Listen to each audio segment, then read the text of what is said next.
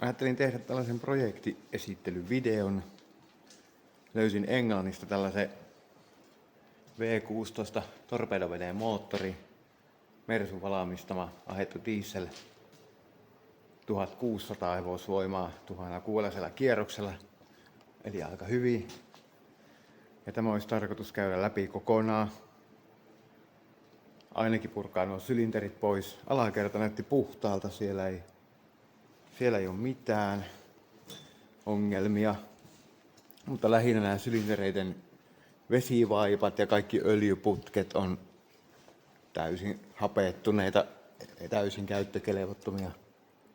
Syöttöpumputhan tästä puuttuu, joten varmaan muutetaan polttoaine joksikin muuksi. Siitä ehkä lisää joskus. Ja tuossa pöydällä on yksi sylinteri, minkä mä oon jo avannut, tehnyt keisarin leikkauksen tälle, niin tähän on hitsaamalla kasattu. Kansi on hitsattu tähän putkeen, sylinterin putkeen kiinni, ja sen päälle on hitsattu nämä vesitilat. Tänne on erikseen kaikki rakennettu ja kaikki vedetty hitsillä kiinni. Tää sylinteri ei ole sisäpuolta näyttänyt yhtään huonolta.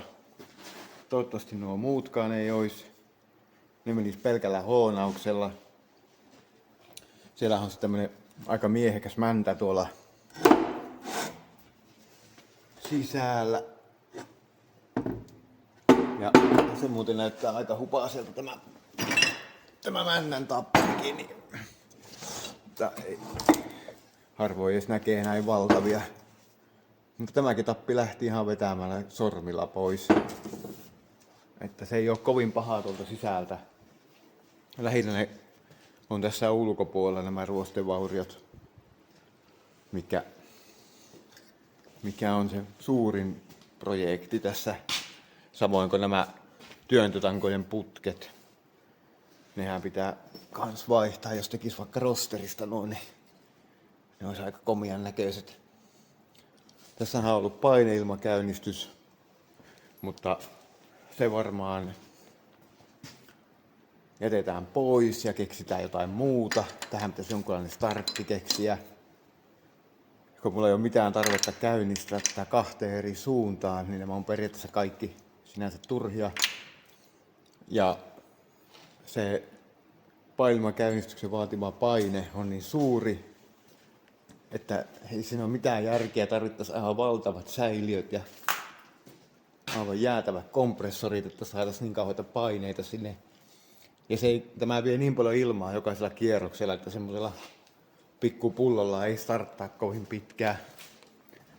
Niin sen takia olisi hyvä, kun löytäisi jonkun sähköstartin tähän, mutta sitä pitää vielä miettiä, että miten sen toteuttaa. Mutta kaikki nämä venttiilikoneistot ja muut, mikään ei ole jumissa täällä. Kaikki venttiilit liikkuu.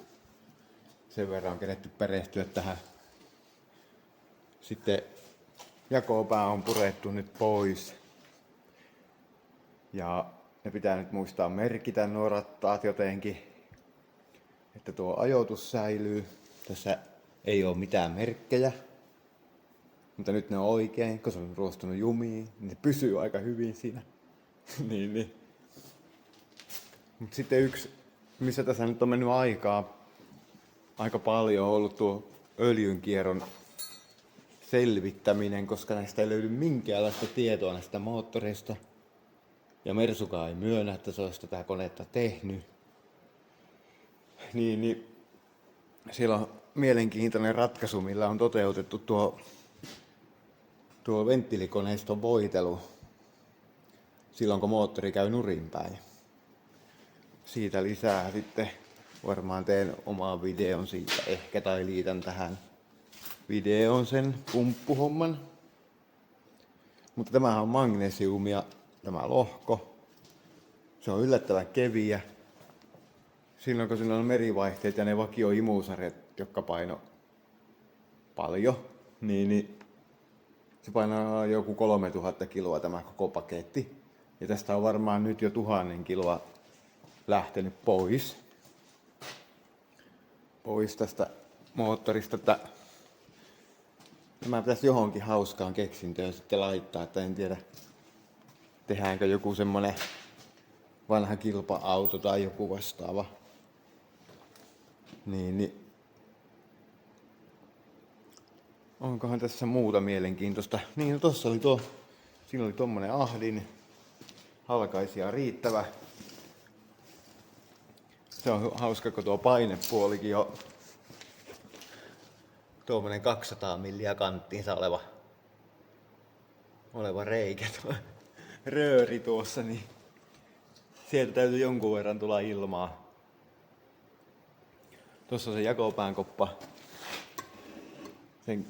Sitä rupesi on jo kerennyt vähän muuttaa sitä. Siinä oli ollut 4 syöttöpumppua tuossa. Mutta koska niitä nyt ei tuu siihen, niin tää on vähän koettu kaunistella. Sitä pitäisi yrittää hitsata tikillä tätä, mutta kun ei ole varma, että syttyykö se tulee. Tämä on semmoista erikoismateriaalia, mitä ei enää varmaan käytetä. Sitä käytettiin ilmalaivoissa ja lentokoneissa ja semmosissa tuota materiaalia, tuota seosta. Niin se pitää kokeilla johonkin palaseen, että miten käykö tuohon menee tikillä tuikkaahan, että räjähtääkö se silmille. Ainakin kun sitä leikkasi, niin se paloi aika iloisesti tuo materiaali. Se oli aika jännittävää. Mutta joo, vois katsoa sitä öljypumppua kohta, niin se on hyvinkin mielenkiintoinen ratkaisu. No niin, katsotaanpa sitä öljypumppua vähän tarkemmin. Niin tämä on normaali tämmönen rataspumppu. Ja mä ensin voinut ymmärtää, miten tää on toiminut 2 suuntaan. Koska jos moottorin pyörimissuunta vaihtuu, niin eikö tämänkin suunta pitäisi vaihtua. Se oli ratkaistu aika nerokkaasti, eli täällä on nämä vetorattaat. Ja näissä on yksisuuntalaakerit. Että riippuen kumpaan suuntaan se moottori on pyörinyt, niin se on pyörittänyt eri akselia näistä. Ja sillä on saatu tehtyä se, että tämä on aina toiminut, tämä pumppu, vaikka moottorin suunta olisi vaihtunut. Sillä ominaisuudella nyt ei ole enää mitään virkaa, kun ei ole järkeä ajaa tätä 2 eri suuntaan. Mutta sitten jos katsotaan, missä se pumppu oli, niin täällä on, otapa vähän valo. Täällä on se pumppu oli tässä. Täältä on mennyt öljy sisään, tuo on paluu. Sitten täältä on tullut paine ulos ja sitten paine tuonne alakerralle. Tässä välissä on varmaan ollut jotain suodattimia ja muuta.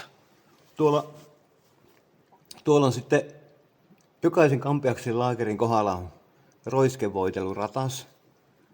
Ne on messinkiset. Ja sitten on tuommoiset nokka-akselit, jotka on käyttänyt näitä 2 mäntäpumppua. Eli periaatteessa tässä on 8 öljypumppua täällä. Ja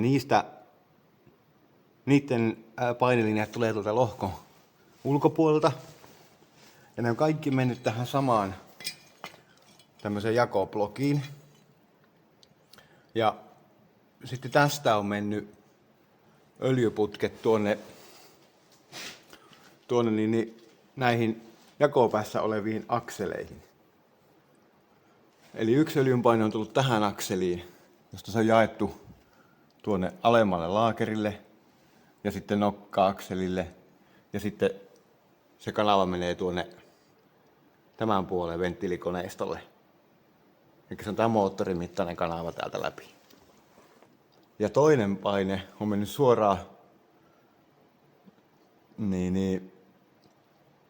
tuohon toiseen linjaan, mikä on tuolla. Ja se on sitten mennyt tämän puolen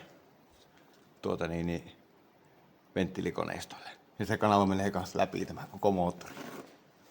Ja tässä kanavassa tai jommassa kummassa on todennäköisesti myös sitten tuolla välillä jotain reikiä, mikä voitelee tuota nokkaaksille, kun se on aika pitkä. Mutta silloin se on rakennettu tämä systeemi. En ole tämmöistä aikaisemmin nähnyt, eikä varmaan ole kyllä kukaan muukaan. Tämä ilmeisesti on ainut tämmöinen moottori maailmassa, missä on tuo ahdettu versio, mitä on olemassa. Niin Tästä on vähän vaikea löytää mitään sen kummempaa tietoa.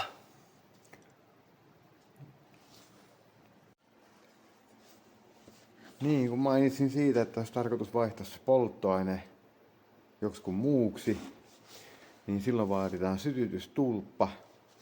Ja jos tarkoitus laittaa se todennäköisesti tämä esikammion tilalle. Täällä on muitakin reikiä, mitä voitaisiin käyttää, missä on pailmakäynnistyksen juttuja ja muuta. Mutta paras paikkahan se olisi tässä. Tämä osa voisi modifioida niin, että tuo kartio säilyisi ja tuo mutteri. Ja tänne saataisiin niinku tulpalle kierre. Mutta sitä pitäisi jatkaakin jonkun verran ja siinä on vähän kaikenlaisia juttuja. Sitä pitää miettiä.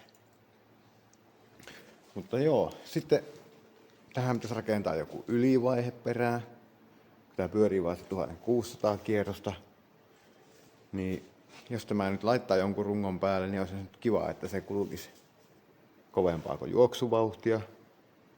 Ja sitten toinen syy on tietysti se, että vaihelaatikot ei oikein kestä mitähän tässä nyt on joku 6000 newtonia vääntöä, niin se voi olla, että se on aika kovilla tuo laatikko tossa. Mutta joo. Seuraavassa videossa varmaan puretaan tätä lisää. Tuo ensimmäisen sylinterin irrotus oli viikon homma. En tiedä, onko tuo toisen sylinterin irrotus yhtä vaikeaa, mutta sepä jää nähtäväksi. Mulla on siihen nyt semmoset systeemit tehty, että mä saan 2 pullotunkilla sitä nostettua ja lämmitettyä. Niin se pikkuhiljaa tuo ensimmäinen ainakin lähti tuolta. Siinä tosiaan vaan meni aika kauan. Mutta näistä sylintereistä ei ollut muistaakseni 3 sillä jumissa täysin. Niistä muista tuli tuo polttoöljy läpi. Ihan norona, kun sinne kaatoi. Että ne ei pitäisi olla niin vaikeita kaikki. Mutta palataanpa asiaan seuraavassa videossa.